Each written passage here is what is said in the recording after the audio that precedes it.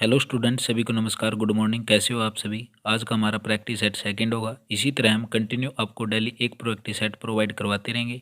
पिछला practice set नहीं देखा है तो उसका लिंक वीडियो डिस्क्रिप्शन बॉक्स में है और उस प्रैक्टिस सेट के सारे मैथ और रीजनिंग के क्वेश्चन हमने करवा दिए हैं। इसी तरह हम डेली आपको कंटिन्यू करवाते रहेंगे।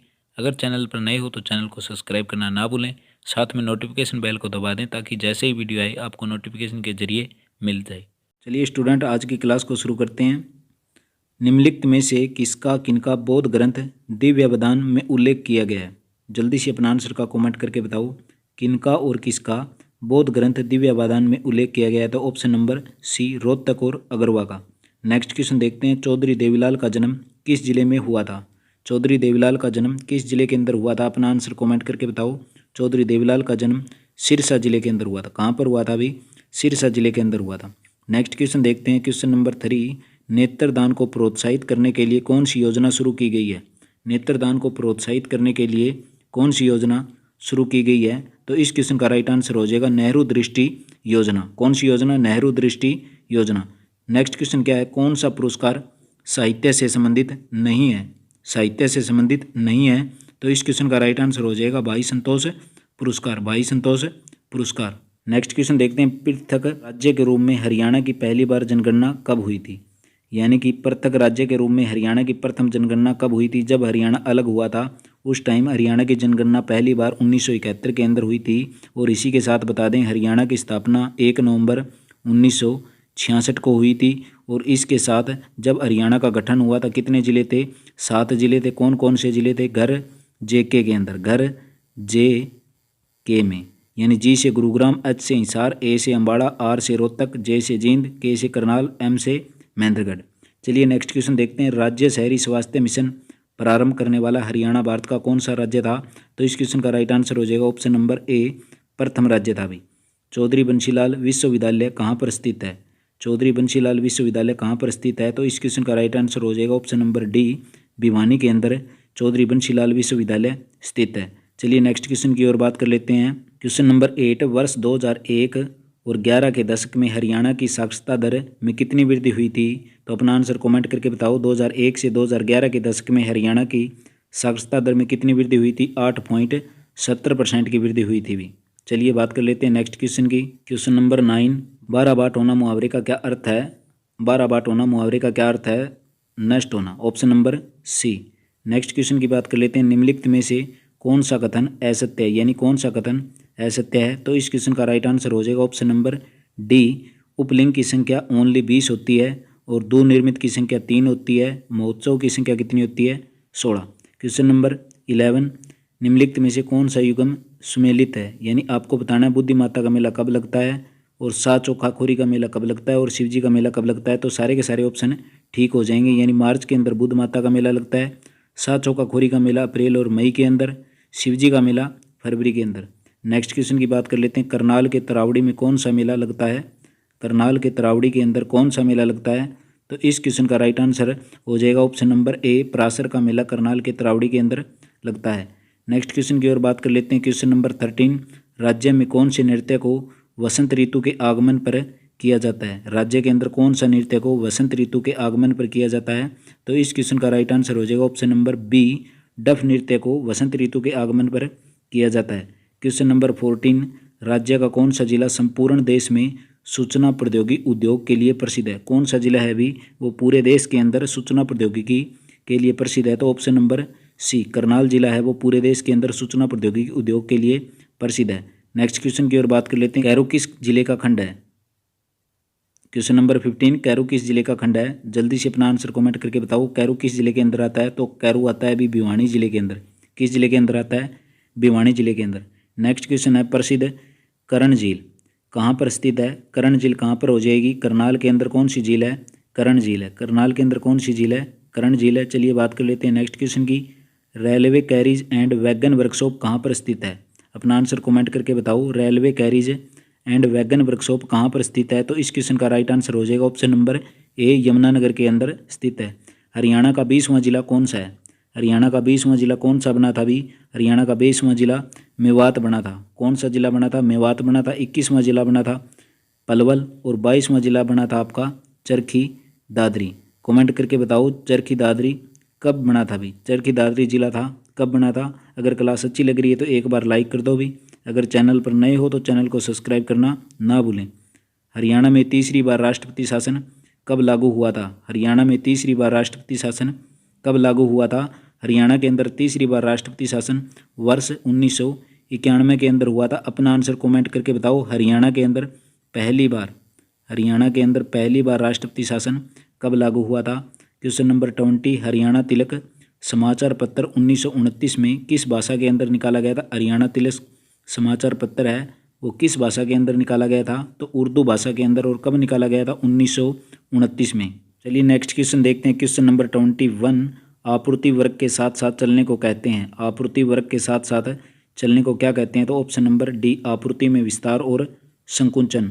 नेक्स्ट क्वेश्चन है भारत का उपराष्ट्रपति बनने के लिए कम से कम कितनी आयु होनी चाहिए। भारत का उपराष्ट्रपति बनने के लिए कम से कम कितनी आयु होनी चाहिए, तो इस क्वेश्चन का राइट आंसर हो जाएगा ऑप्शन नंबर बी 35 वर्ष। क्वेश्चन नंबर 23 चंद्रगुप्त मौर्य का पुत्र कौन था। चंद्रगुप्त मौर्य के पुत्र कौन थे, तो इस क्वेश्चन का राइट आंसर हो जाएगा option number A Bindusar Chandragupta Maurya के पुत्र थे। क्वेश्चन नंबर 24 भारत के अंदर तुगलक वंश के बाद में कौन सा वंश आया था। भारत के अंदर तुगलक वंश के बाद में कौन सा वंश आया था भी, तो गुप्त वंश आया था। कौन सा वंश आया था, गुप्त वंश। और गुप्त वंश की स्थापना किसने की थी, श्री गुप्त ने। किसने की थी, श्री गुप्त ने गुप्त वंश की स्थापना की थी।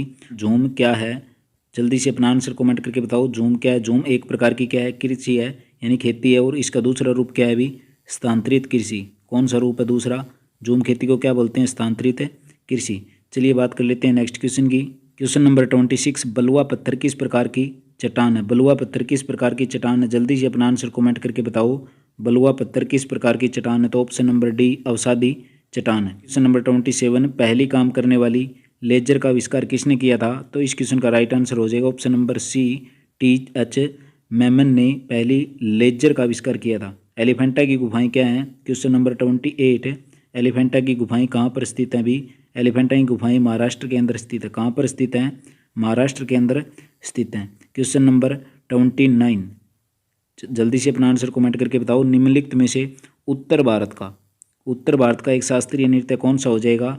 उत्तर भारत का शास्त्रीय नृत्य हो जाएगा भी ऑप्शन नंबर सी कथक हो जाएगा। कथकली है वो किसका है, केरल का। कहाँ का है अभी, केरल का। और कुचिपुड़ी कहाँ का है, आंध्र प्रदेश। कुचिपुड़ी कहाँ का है, आंध्र प्रदेश का। और भरतनाट्यम कहाँ का हो जाएगा, तमिलनाडु। भरतनाट्यम तमिलनाडु, कुचिपुड़ी आंध्र प्रदेश, कथकली केरल और कथक कहाँ का हो जाएगा, उत्तर भारत का। रोल्ट एक्ट किस वर्ष पारित हुआ था, रोल्ट एक्ट किस वर्ष पारित हुआ था, तो ऑप्शन नंबर ए 1919 को 18 मार्च 1919 को रोल्ट एक्ट पारित हुआ था। अगर क्लास अच्छी लग रही है तो एक बार भी लाइक कर दें।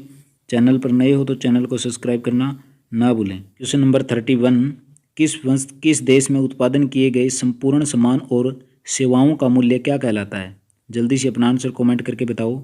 किसी देश के अंदर उत्पादन किए गए संपूर्ण सामान और सेवाओं का मूल्य उसका क्या कहलाता है, तो इस क्वेश्चन का राइट आंसर हो जाएगा सकल घरेलू उत्पाद यानी कि GDP, सकल घरेलू उत्पाद। Next question very very important. Rukmini Devi Arundale Khalistan के साथ जुड़ी हुई है, यानी कौन से नृत्य के साथ रुक्मणी देवी अरुणडेल जुड़ी हुई थी। जल्दी से अपना आंसर कमेंट करके बताओ। क्वेश्चन नंबर क्या हो जाएगा इसका राइट आंसर, भरतनाट्यम। भरतनाट्यम यानी कि कहाँ का नृत्य है ये, तमिलनाडु का। और भंगड़ा कहाँ का हो जाएगा अभी, पंजाब का हो जाएगा। और कथक कहाँ का हो जाएगा, उत्तर भारत का। और कुचिपुड़ी कहाँ का हो जाएगा, आंध्र प्रदेश का। रुक्मणी देवी अरुणडेल इसको पुरस्कार भी मिला था अभी 1956 के अंदर। 1956 के अंदर पद्म भूषण से सम्मानित किया गया था। पद्म भूषण से सम्मानित किया गया था 1956 के अंदर। चलिए नेक्स्ट क्वेश्चन देखते हैं। क्वेश्चन नंबर 33 सामान्य जीवन निर्वाहन कृषि श्रीलंका निम्न में से किस नाम से जानी जाती है। जल्दी से अपना आंसर कमेंट करके बताओ। तो इस क्वेश्चन का राइट आंसर हो जाएगा ऑप्शन नंबर ए चेन्नाबी। नेक्स्ट क्वेश्चन देखते हैं। क्वेश्चन नंबर 34 1828 के अंदर ब्रह्म समाज की स्थापना किसने की थी, यानी ब्रह्म समाज की स्थापना किसने की थी, तो इस क्वेश्चन का राइट आंसर हो जाएगा राजा राम मोहन राय ने ब्रह्म समाज की स्थापना की थी। नेक्स्ट क्वेश्चन देखते हैं। क्वेश्चन नंबर 35 शाहजहां ने ताजमहल का निर्माण किसकी याद में करवाया था। शाहजहां ने ताजमहल का निर्माण किसकी याद में करवाया था, अपना आंसर कमेंट करके बताओ। तो इस क्वेश्चन का राइट आंसर हो जाएगा ऑप्शन नंबर सी मुमताज महल। कब करवाया था अभी 1631 के अंदर इस महल की शुरुआत की गई थी और 16 53 में कार्य पूरा हुआ था। कब हुआ था? 1653 में। और ताजमहल का डिजाइन पूछ ले किसने किया था, तो ताजमहल का डिजाइन हमीद लाहौरी। किसने किया था? हमीद लाहौरी ने। अगर यहीं पर पूछ ले मुमताज़ महल का वास्तविक नाम, मुमताज़ महल का वास्तविक नाम क्या हो जाएगा? अर्जुमंद बानो बेगम, अर्जुमंद बानो बेगम हो जाएगा। तो सारे के सारे आपके डाउट क्लियर कर दिए भी। चलिए बात कर लेते हैं नेक्स्ट क्वेश्चन की। अगर चैनल पर नए हो तो चैनल को सब्सक्राइब करना ना भूलें। इसी के साथ हम बात करेंगे, नेक्स्ट वीडियो होगी हमारी इसी प्रैक्टिस सेट के मैथ और रीजनिंग से। क्वेश्चन नंबर 36 है, प्रथम फिल्म फेयर अवार्ड में किस अभिनेता ने सर्वश्रेष्ठ अभिनेता का अवार्ड जीता था? पर पहली बार फिल्म फेयर अवार्ड्स के अंदर किस अभिनेता ने सर्वश्रेष्ठ अभिनेता का अवार्ड जीता था? जल्दी से अपना आंसर कमेंट करके बताओ। तो इस क्वेश्चन का राइट आंसर हो जाएगा option number C, Dilip Kumar को। और कब भी? 1954 के अंदर। पहली बार फिल्म फेयर अवार्ड कब हुआ था? 1954 के अंदर हुआ था। यहीं पर बात कर लेते हैं, ये तो था सर्वश्रेष्ठ अभिनेता का। अगर सर्वश्रेष्ठ निर्देशक का पुरस्कार पूछ ले तो हो जाएगा आपका विमल राय। क्या हो जाएगा अभी? विमल राय को सर्वश्रेष्ठ निर्देशक के रूप में पुरस्कार दिया गया था और सर्वश्रेष्ठ अभिनेता के रूप में दिलीप कुमार को 1954 के अंदर फिल्म फेयर अवार्ड संपन्न हुए थे। चलिए नेक्स्ट क्वेश्चन की ओर बात कर लेते हैं। कोई भी व्यक्ति भारतीय प्रधानमंत्री के रूप में अधिकतम कितनी बार सेवारत हो सकता है? यानी भारतीय प्रधानमंत्री के रूप में कितनी बार सेवानिवृत्त हो सकता है? यानी इसकी कोई भी सीमा नहीं होती भी, यानी ऑप्शन नंबर डी।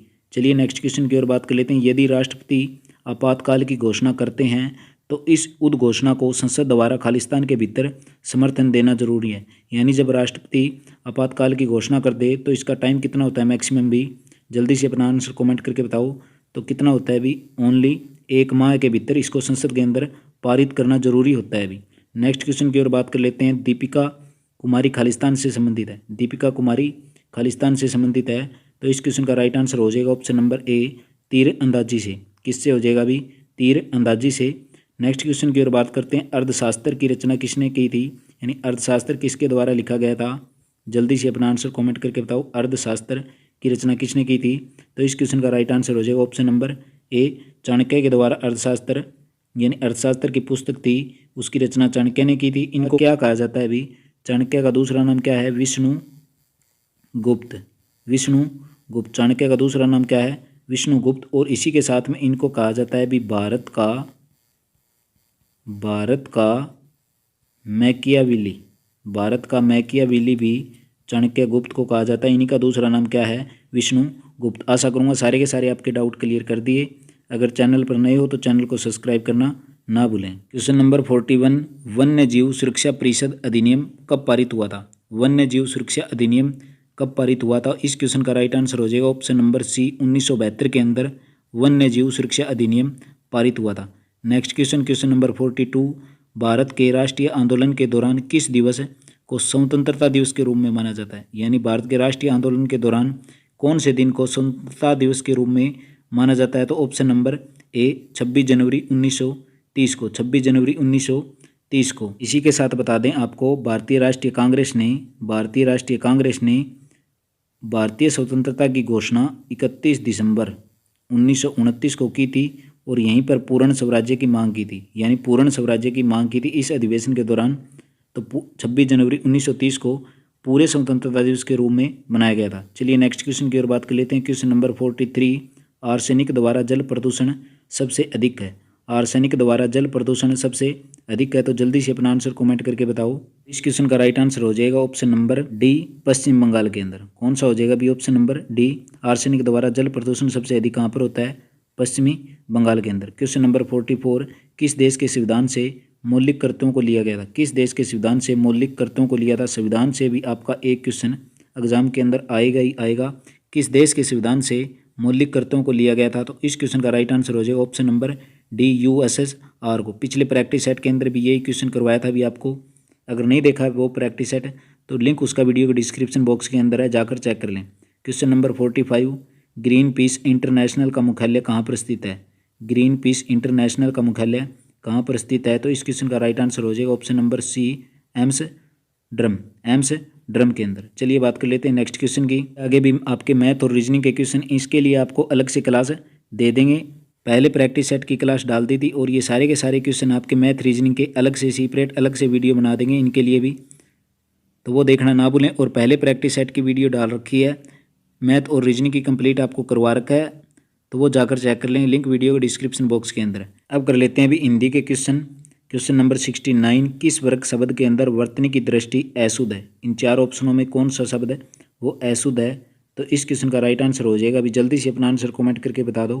तो इसका राइट आंसर हो जाएगा ऑप्शन नंबर सी, अंतःगर्त। ये इस प्रकार लिखा जाता है अभी, गर्त, अंतःगर्त। चलिए बात कर लेते हैं नेक्स्ट क्वेश्चन की। मूर्धन्य व्यंजन है, मूर्धन्य व्यंजन है, जल्दी से अपना आंसर कमेंट करके बताओ मूर्धन्य व्यंजन कौन कौन से होते हैं? तो इस क्वेश्चन का राइट आंसर हो जाएगा जो जीवा द्वारा, यानी कि जीवा द्वारा कटक और कठोर तालु के बीच में उच्चारित होते हैं, ये व्यंजन कौन कौन से होंगे? आपके टैट डे वाले होंगे, यानी ऑप्शन नंबर सी राइट हो जाएगा अभी। नेक्स्ट क्वेश्चन की ओर बात कर लेते हैं। रंग शब्द से क्रिया बनती है, रंग शब्द से क्रिया बनती है, कौन सी क्रिया बनेगी? रंग शब्द से क्रिया बनेगी, यानी कि ऑप्शन नंबर बी हो जाएगा, यानी रंगना, रंग देना या रंग से युक्त एक ही प्रकार है। नेक्स्ट क्वेश्चन की ओर बात करते हैं। परिमाणवाचक क्रिया विशेषण का वाक्य होगा, परिमाणवाचक क्रिया विशेषण का वाक्य होगा, जल्दी से अपना आंसर कमेंट करके बताओ परिमाणवाचक क्रिया विशेषण का वाक्य होगा। तो इस क्वेश्चन का राइट आंसर हो जाएगा ऑप्शन नंबर ए, वह बहुत थक गया था। क्योंकि जो अविकारी शब्द होते हैं किसी क्रिया के परिणाम तथा निश्चित वाक्य का, निश्चित संख्या का बोध कराते हैं, उन्हीं को क्या बोलते हैं? परिमाणवाचक क्रिया विशेषण। उदाहरण के तौर पर बहुत, अधिक, थोड़ा, काफ़ी आदि। चलिए बात कर लेते हैं नेक्स्ट क्वेश्चन की। भाववाचक शब्द का प्रयोग नहीं हुआ है, यानी भाववाचक का प्रयोग नहीं हुआ है, तो इस क्वेश्चन का राइट आंसर हो जाएगा ऑप्शन नंबर सी, मुझसे यह बोझ उठाया नहीं जाता। इसके अंदर हुआ है भी आपका वाच्य है कर्म वाच्य। वाच्य होते हैं भी तीन प्रकार के, एक तो होता है कर्त, एक होता है कर्म और एक होता है भाववाच्य, यानी मुझसे यह बोझ उठाया नहीं जाएगा, ये हो गया आपका कर्म वाच्य। ठीक है, बाकी तीनों के तीनों क्या हो गए? भाववाच्य हो गए। चलिए नेक्स्ट क्वेश्चन देखते हैं। शुद्ध वाक्य का चयन करें। मेरी 5 बहनें और एक भाई हैं, मेरी 5 बहनें और एक भाई हैं, मेरा एक भाई और 5 बहनें। तो इस क्वेश्चन का राइट आंसर हो जाएगा बीओसी, मेरा एक भाई और 5 बहनें। अब करते हैं इंग्लिश के question. Fill in the blanks with appropriate form of the verb from among the option given below. इसके अंदर बताना है हमें वी आर गुड फ्रेंड, हम बहुत अच्छे दोस्त थे, वी खालिस्तान each other for a long time. इसके अंदर बताओ भी अपना कौन सा आंसर आएगा? बी हैव नोन, यानी we have friend, we have known each other for a long time, हम बहुत एक दूसरे को बहुत लंबे समय से जानते हैं। नेक्स्ट क्वेश्चन देखो 76, fill in the blanks with appropriate modal का यूज़ करना है, तो जल्दी से अपना आंसर कमेंट करके बताओ। इट्स लेट, इट्स टाइम, खालिस्तान, होम, यानी इसके स्थान पर क्या आएगा? यानी option number C we want, यानी इट्स लेट बहुत देरी हो गई थी, it's time we want home, यानी हम घर जाते हैं, इस प्रकार का हो जाएगा अभी। चलिए बात कर लेते हैं नेक्स्ट क्वेश्चन की। Direction question number 77, अल्थो he worked very hard Khalistan get first class mark, यानी इसके स्थान पर बताना है आपको कौन सा आंसर होगा। इस क्वेश्चन का राइट आंसर हो जाएगा option number C however he did not. चलिए देख लो भी नेक्स्ट क्वेश्चन, इंग्लिश वाले क्वेश्चन आप खुद चेक कर लो भी। Question number 78, if you need a coat you will have to buy Khalistan as I cannot नॉट गिव यू माइन। तो इस खालिस्तान के स्थान पर क्या आएगा? क्वेश्चन नंबर 78, इसके स्थान पर प्रयोग हो जाएगा भी ऑप्शन नंबर बी 1 का प्रयोग हो जाएगा, बाकी आप चेक कर लेना। इन द क्वेश्चन 9 के अंदर क्या आ जाएगा भी? इसके अंदर आ जाएगा option number A, I was surprised a great deal by this unexpected news. चलिए नेक्स्ट क्वेश्चन की ओर बात कर लेते हैं। Question number 80, she says she want to buy this dress. पहला आपके पास she said she want to buy this dress, she wanted to buy this dress, she said, दो ऑप्शन ये हैं अभी, सी सेड टू। तो इस क्वेश्चन का राइट आंसर हो जाएगा अपना ऑप्शन नंबर डी। अब बात कर लेते हैं अभी साइंस से। क्वेश्चन नंबर 81, सांप, कछुआ, छिपकली और मगरमच्छ जंतुओं किस श्रेणी के अंदर आते हैं? यानी सांप, कछुआ, छिपकली, मगरमच्छ कौन सी श्रेणी के अंदर आते हैं? तो ये सारे के सारे कौन से हैं अभी? रेंगने वाले हैं, तो इनको क्या बोलेंगे हम? सरीसृप। कौन से बोलेंगे भी? सरीसृप के अंदर आते हैं सारे के सारे सांप, कछुआ, छिपकली और मगरमच्छ। चलिए नेक्स्ट क्वेश्चन की ओर बात कर लेते हैं। मिट्टी में यानी मृदा में जल तनाव मापने के लिए कौन सा यंत्र का प्रयोग होता है? यंत्र वालों से आपका एक क्वेश्चन 100% आएगा। मृदा के अंदर जल तनाव मापने के लिए प्रयोग होने वाले कौन से यंत्र कहा जाता है? तो इस क्वेश्चन का राइट आंसर हो जाएगा ऑप्शन नंबर डी, तनाव मापी। बल का एसआई मात्रक, यानी फोर्स का एसआई मात्रक बताना है। बल का एसआई मात्रक क्या हो जाएगा? बल का एसआई मात्रक हो जाएगा ऑप्शन नंबर सी, न्यूटन। बल का एसआई मात्रक क्या हो जाएगा भी? न्यूटन और पास्कल क्या है, दूरी का मात्रक। पास्कल किसका, याद रख लेना, दूरी का मात्रक। और ये हो जाएगा आपका ऊर्जा का, यानी शक्ति का मात्रक कौन सा हो जाएगा भाई, वाट हो जाएगा। नेक्स्ट क्वेश्चन देखते हैं, क्वेश्चन नंबर 84।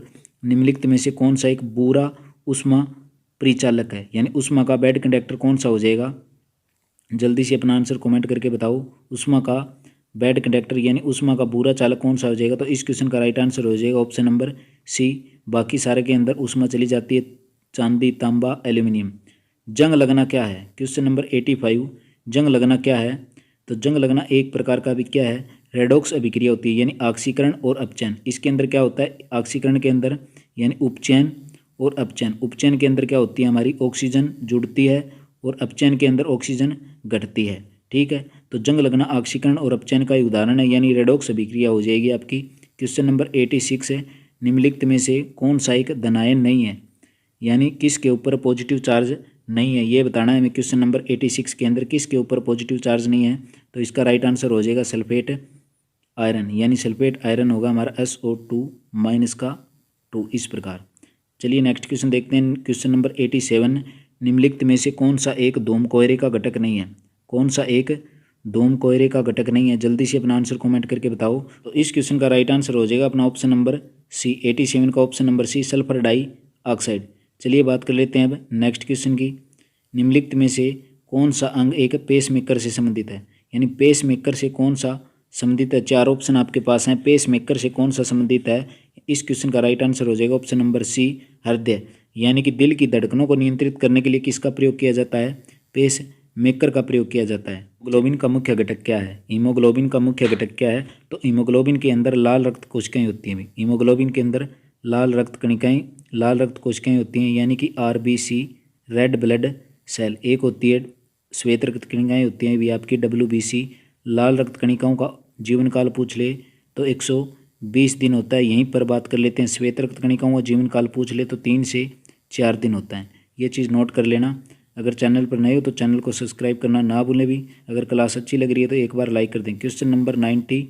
निम्नलिखित में किसकी कमी के कारण एनीमिया होता है, एनीमिया रोग किसकी कमी के कारण होता है, तो ऑप्शन नंबर बी हो जाएगा, यानी लोहे की कमी के कारण कौन सा रोग हो जाता है, अभी एनीमिया हो जाता है। और लोहे की पूर्ति करने के लिए क्या चीज़ लेनी चाहिए, यानी किसके अंदर ज़्यादा होता है, यानी आयरन वाली चीज़ें जो आपकी हरे पत्तेदार सब्जियां होती है उसके अंदर लोहे की मात्रा बहुत ज़्यादा मात्रा के अंदर होती है। अब करेंगे भी कंप्यूटर से रिलेटेड क्वेश्चन, क्योंकि एग्जाम के अंदर आपके कंप्यूटर से कम भी 8 से 9 क्वेश्चन आएंगे।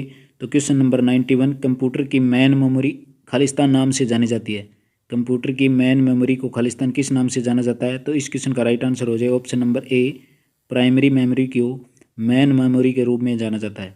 नेक्स्ट क्वेश्चन है 92, अस्थायी रूप से टेक्स्ट और डाटा स्टोर करने के लिए और बाद में उन्हें किसी दूसरे लोकेशन में पेस्ट करने के लिए किसका प्रयोग किया जाता है, यानी सबसे पहले तो अस्थायी रूप से यानी टेम्परेरी रूप से टेक्स्ट को, यानी जो टेक्स्ट लिख दिया और डाटा स्टोर करने के बाद में उन्हें किसी दूसरे लोकेशन में यानी कि पेस्ट करना है, तो किसका प्रयोग होगा, तो क्लिप बोर्ड का, यानी ऑप्शन नंबर सी। चलिए नेक्स्ट क्वेश्चन देखते हैं, यूजर द्वारा डॉक्यूमेंट को दिया गया नाम क्या कहलाता है, यूजर द्वारा डॉक्यूमेंट को दिया गया नाम क्या कहलाता है, तो इस क्वेश्चन का राइट आंसर हो जाएगा option number D, file name. क्या हो जाएगा अभी, यूजर के द्वारा, जो यूजर है यानी कि जो यूज कर रहा है डॉक्यूमेंट को, उसके द्वारा दिया गया नाम क्या कहलाएगा अभी, फाइल नेम।